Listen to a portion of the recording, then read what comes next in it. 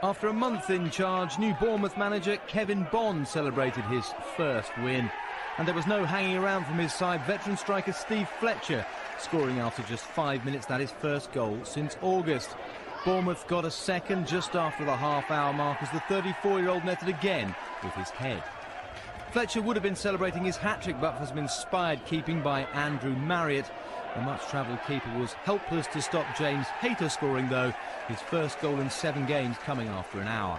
And the best was saved for last as Danny Holland spotted Marriott off his line and took advantage with a quite breathtaking lob from fully 40 yards.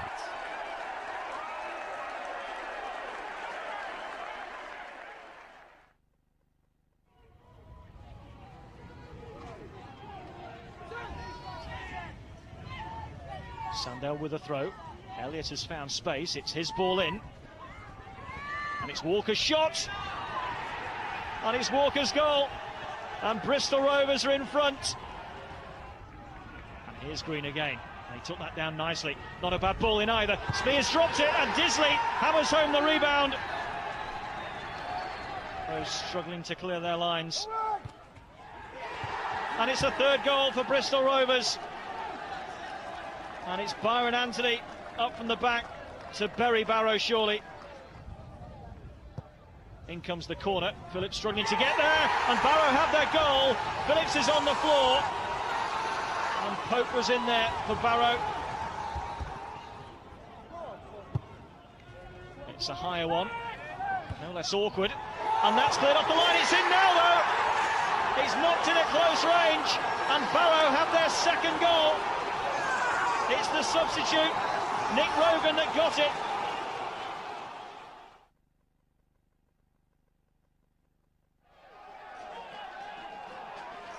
Managerless Kings Lynn of the Southern Premier League missed a penalty at Woodside Park before taking the lead through Adam Smith's curling free kick.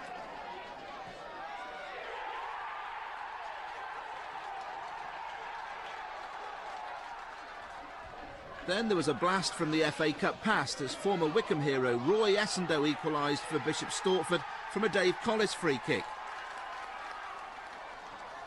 The Blues, currently third in the Conference South, move further ahead through Danny Morgan, with half-time fast approaching. But Smith's shooting boots were in fine form, unlike the goalie's gloves, as he scored from another free kick to equalise in first-half stoppage time. The goalkeeper will be disappointed, part 1. Michael Frew popped up with a brace of goals. Goalkeeper disappointed, part 2. To put Kings Lynn from the third tier of non-league football firmly in control of this tie.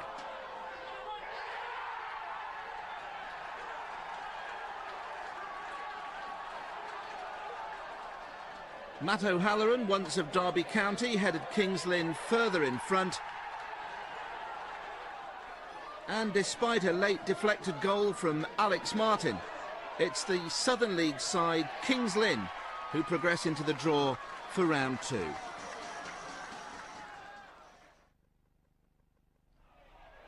It's been 6 games without a win for Bradford, but there's nothing like a goals glut in the cup to restore confidence.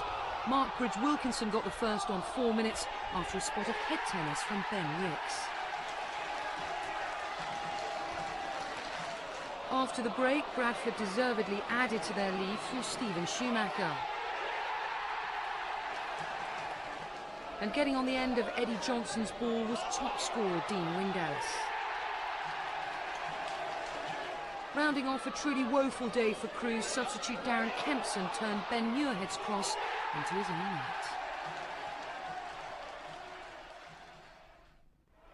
Brentford have reached the 5th round the last 2 seasons, but without a win in 14, they were ripe for a cup sting. Lewis Guy skipped through the Bees' defence to score the only goal of the game. Or was it? Watch carefully, you decide. Mark McCannon was adamant he'd scored another for Doncaster.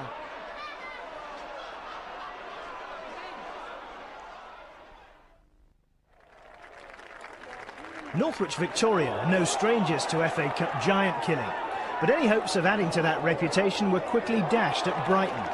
Dean Cox gave the League One side the ideal start.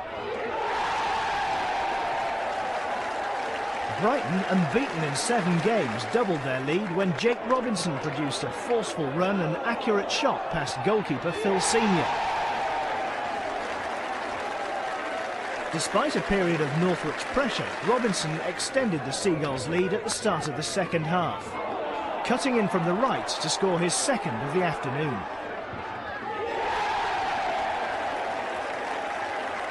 Alex Ravel, who'd wasted 2 good opportunities in the first half, made it 4 with a fine long-range effort. The 5th goal came 12 minutes from time, as Robinson completed his hat-trick with a superb strike into the roof of the net.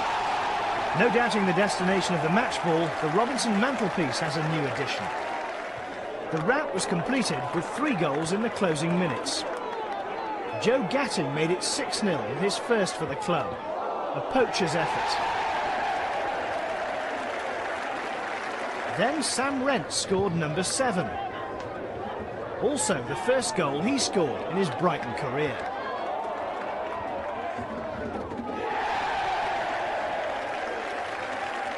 Cox added his second and Brighton's 8th in stoppage time, as the home side wrapped up their biggest ever win at the Withdean Stadium.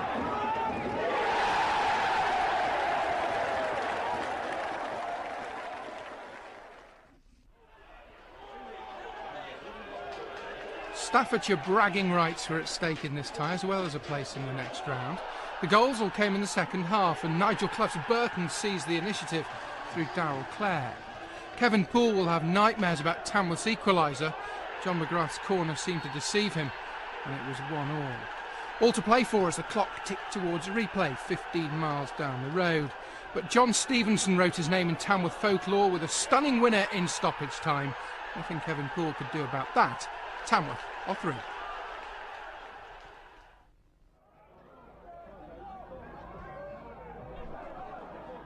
Seven yellow cards in the first half, but you had to wait 51 minutes for the first goal. Chelmsford Ibe was brought down by Rhys Day. Jeff Minton blasted his penalty past Nicky Ball. The Ryman Premier League side deserved their lead. That made the next goal even more cruel. Ben Chenery tried to steer the ball wide. His keeper was left stranded. Aldershot were back in it. They'll have to do it all again at the recreation ground Tuesday week.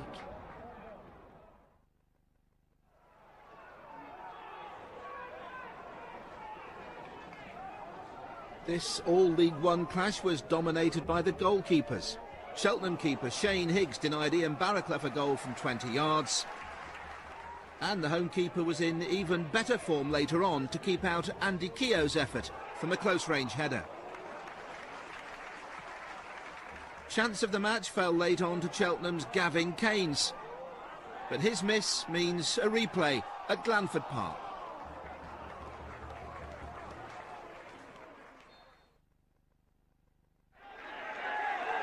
Basingstoke, bottom of the Conference South, produced the biggest upset of the first round, beating Carling Cup heroes Chesterfield in their own backyard.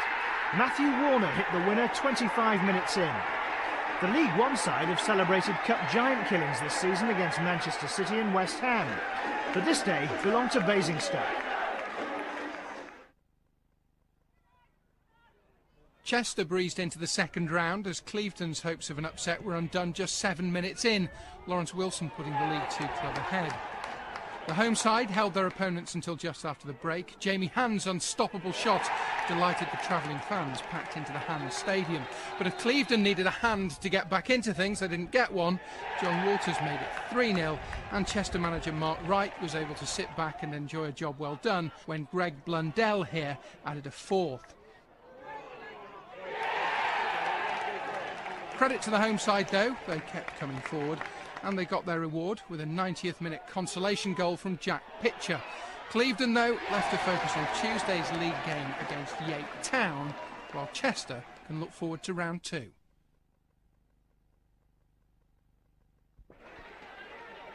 Stockport County of League Two took the lead at St James Park. Tess Bramble cashing in as Exeter's Chris Todd stood on the ball. Bramble going on to beat Paul Jones in the Grecian's goal.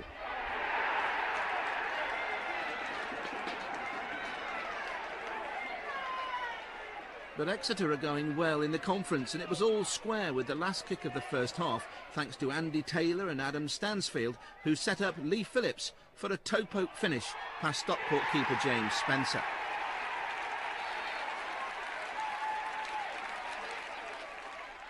Exeter continued to push forward, but Jim Gannon's side secured a hard-won victory as substitute Adam Proudlock, the former Wolves and Sheffield Wednesday striker, latched on to Bramble's through ball to settle the tie.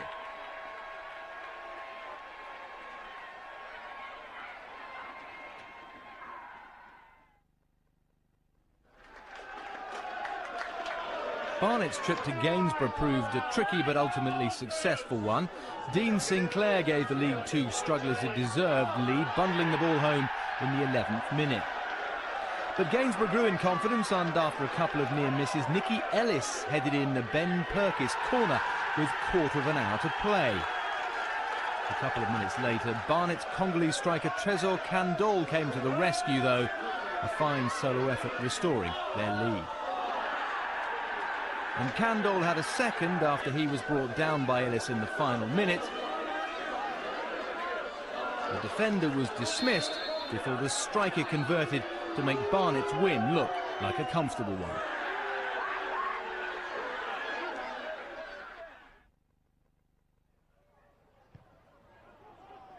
On paper, this was the biggest mismatch of the round. 85 places separate Gillingham and Ryman Premier side Bromley. No surprise half an hour in when the League One side took the lead. Helped by a deflection, Mark Bentley headed home.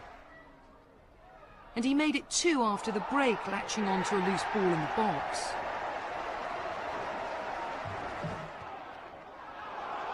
Bromley did pull one back, Nick McDonnell with a neat finish. But that was a rare sniff of goal.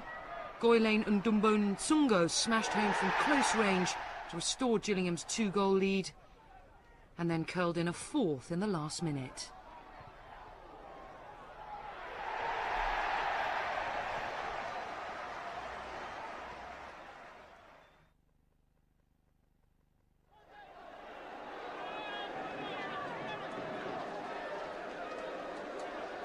Blackpool, the 1953 Cup winners, progressed to the next stage of this year's competition, but only after surviving a close call when quick thinking from Huddersfield midfielder Nat Clark almost caught out Rhys Evans, the crossbar saving the Blackpool keeper's blushes.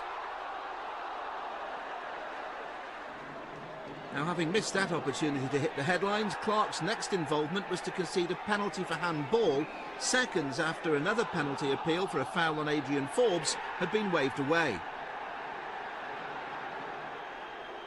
Wes Hoolahan capped a man-of-the-match display for the Seasiders with a cheeky penalty kick that was all too much for Huddersfield keeper Matt Glennon. Huddersfield have now gone out of all three cup competitions at the first round stage this season.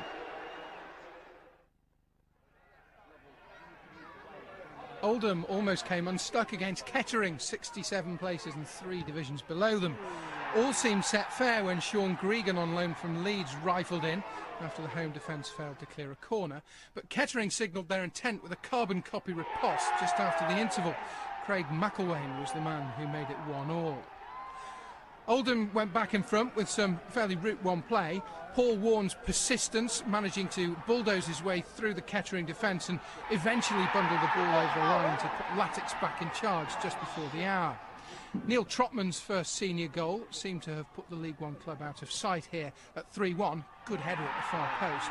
But Kettering of the Conference North mounted a magnificent revival. Former Norwich striker Zima Abbey was fleet of foot here as he skipped away to make it 3-2, and he celebrated in style as the home fans sensed a possible comeback on the cards. Rockingham Road was really rocking when Brett Solkin's looping header brought the scores level 6 minutes from time. A replay surely the home fans hoped, maybe even a winner. Well, there was one, but Oldham got it to spare their blushes. Substitute Chris Hall rising to the occasion to get the crucial goal deep into stoppage time.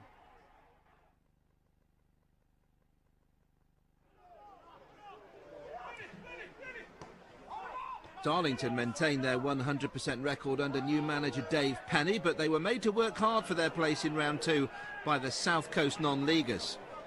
Martin Smith opened the scoring against the run of play just before half-time.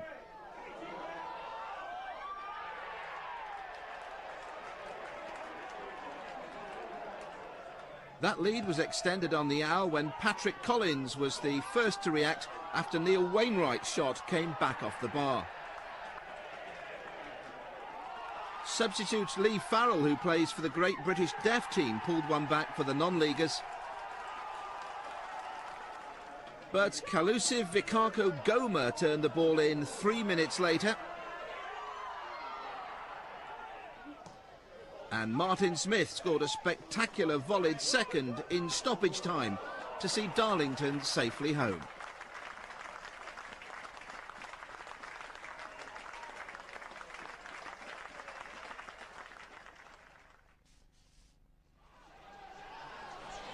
Dreams of a new home at the Olympic Stadium were put on hold as Leyton Orient tried to forget their dismal form in League One against League Two side Notts County. The O's were ahead early on as the persistence of Justin Miller allowed Gary Alexander to pick out Wayne Corden for the opening goal.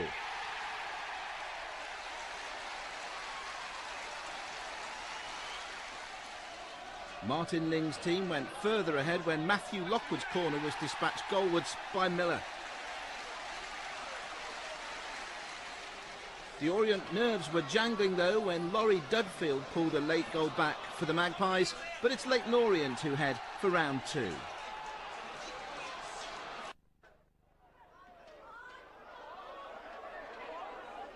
A point and a place separate Mansfield and Accrington Stanley in League Two. Predictably then, this was a tight cup tie, a harsh handball decision settling it. Mansfield skipper made the decision count, Richie Barker blasting in a 43rd minute penalty to put his team into round two.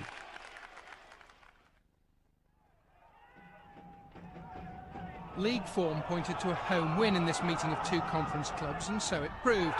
Kidderminster goalkeeper Scott Bevan was judged to have pulled down Gary Thompson there. The referee probably had a clearer view than the cameraman.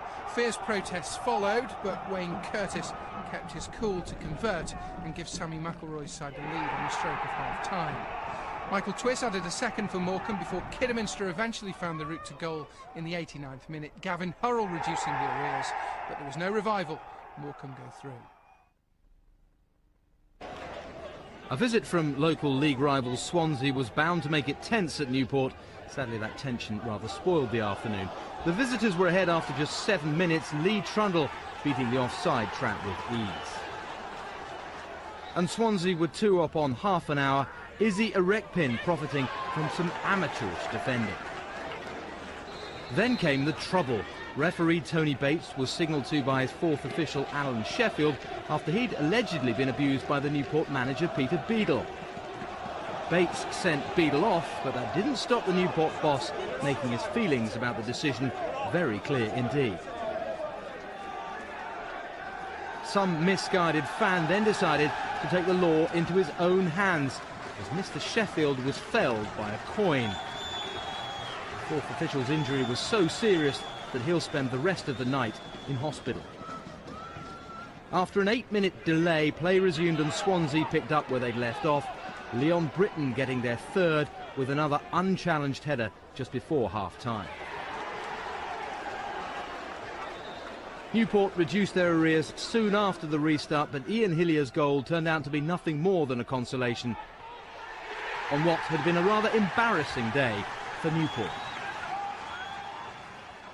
Peter, can we start with the incident where you were dismissed?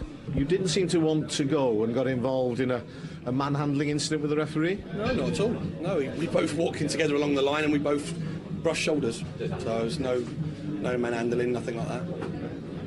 Soon after that was the incident where the fourth official was felled by what seemed to be a missile. I don't think there's any way that can be condoned, of course. Of course not. I didn't see it. I don't know. So what's happened. That's the end of it. I don't want to talk about it. I don't know the details. So that's the end of it for me now.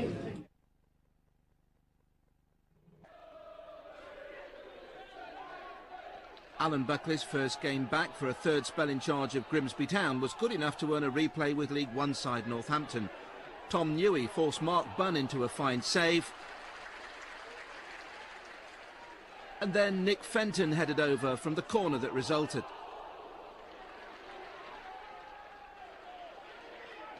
Scott McLeish had the best efforts for Northampton, and it wasn't until the 70th minute when Grimsby keeper Phil Barnes made his first save in anger to deny Chris Doig.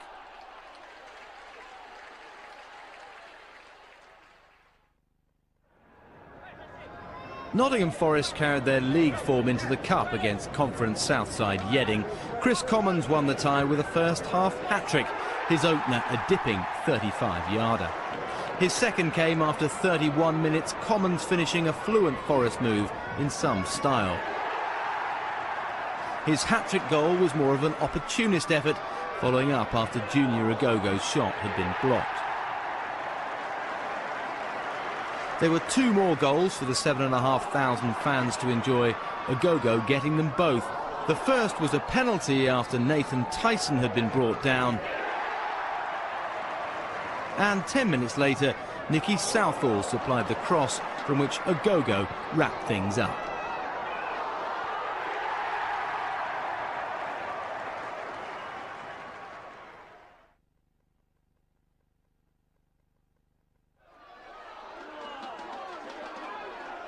Peterborough's direct approach on the counter-attack paid off as they won convincingly against their League One opponents.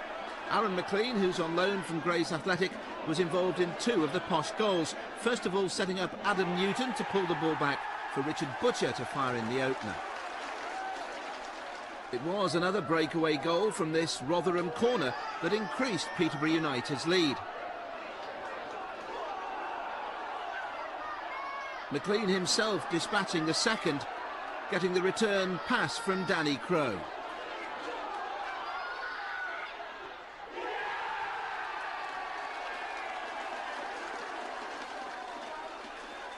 And a Posh victory was secured when Crowe nipped in behind the Rotherham defence to pounce on Jude Sterling's throw-in. Neil Cutler helpless in the Millers' goal.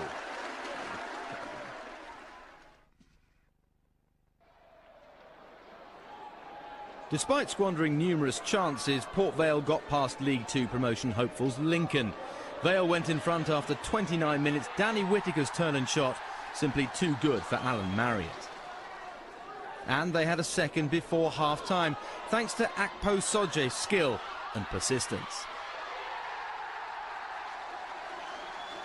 Vale remained dominant but did concede a late consolation.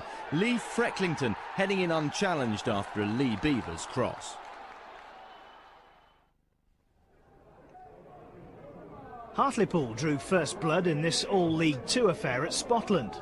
Against the run of play, Pools profited from a fluffed clearance and James Brown held off the challenge to open the scoring. I feel good. Rochdale rallied to earn a replay in the second half. Chris Dagnall played in John Doolan, who produced an emphatic finish.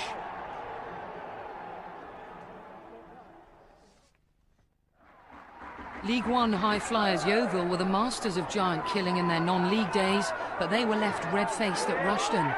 Chris Hope put the conference side in front. The captain's header. Keeping his eye on the ball for their second was Michael Rankin. Rushden's overexcitement was briefly interrupted as Yeovil came back into it. Chris Cohen with the feint, and then the execution. Purposeful running signals hope, but it wasn't to be, because ghosting in at the far post to volley in his second was that man Rankin. And he had his celebration all worked out.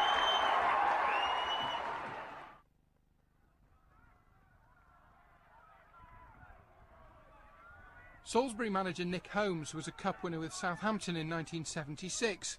30 years on and on his 52nd birthday, he saw his side brush past Unibond League Fleetwood. Matt Tubbs had a hand in all three goals. First, he put the Conference South High Flyers ahead with that cracker. And it was his free kick which led to the second, a perfect birthday present for the boss, as Holmes' junior, son Matt, poked home on the hour. And the celebrations were complete as Tubbs got away on the left to give Scott Bartlett an easy chance to make it 3-0. Celebrations all round in the Cathedral City. Salisbury into round two.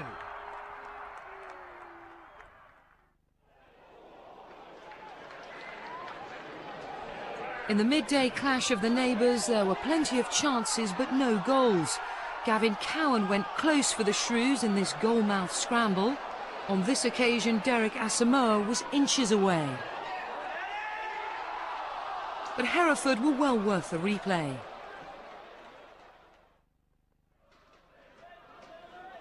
This was a tale of triumph over adversity for Maidenhead. They fell behind when Rangers skipper Wayne Daniel headed home Danny Edwards' corner.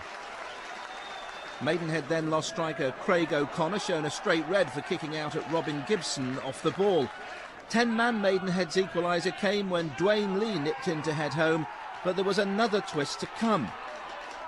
Dominic Sterling became the second Maidenhead player to see red after hauling down Neil Grayson with 15 minutes to go.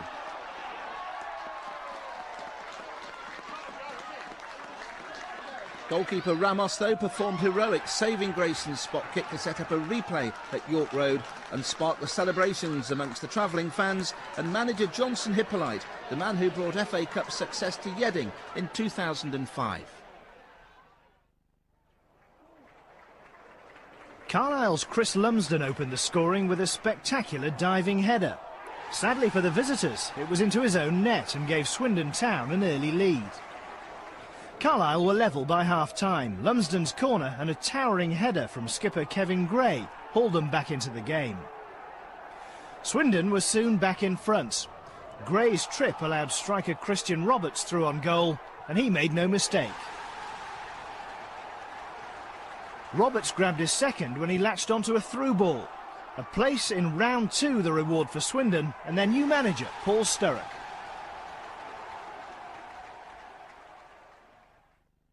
The lowest-ranked club in the competition scored the quickest goal of the day.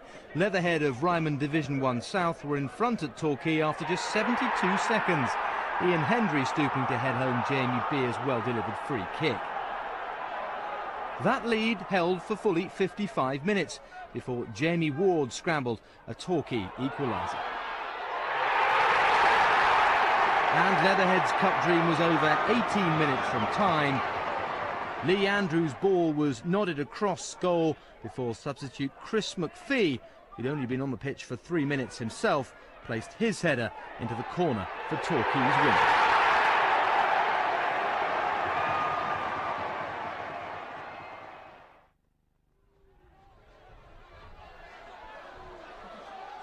Tranmere Rovers had a scare against non-league Woking. It all started well for Rovers. Gareth Taylor headed them into an early lead from a Steve Davis corner.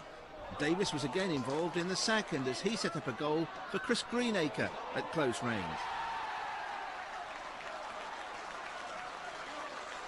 2 minutes after the restart, Tranmere were further ahead when Greenacre himself turned provider for Taylor to head his second of the game. A defensive mix-up involving goalkeeper Gavin Ward and skipper Shane Sheriff brought a goal back for Woking, and it all.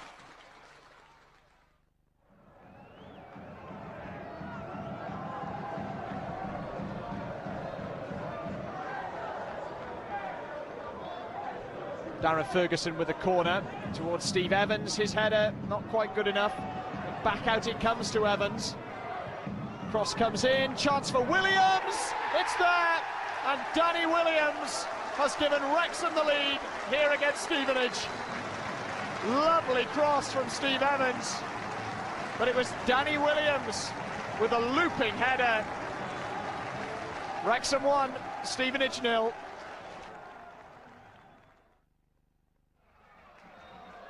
Oxford United, atop of the conference and unbeaten this season. It took Wickham till midway through the second half to put their local rivals in their place. Will Antwi the scorer. But feisty Oxford fought back. Gavin Johnson's free kick equalised 5 minutes from time. Heads turned to a replay.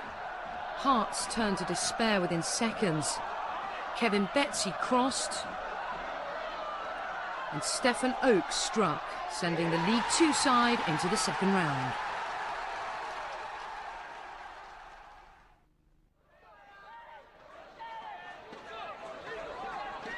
Bristol City of League One knew that this was an upset in the making, but a single goal was enough for them to get the better of their conference hosts. Jamie McComb taking advantage as the York defenders chose the wrong time to take a break at Kit Kat Crescent.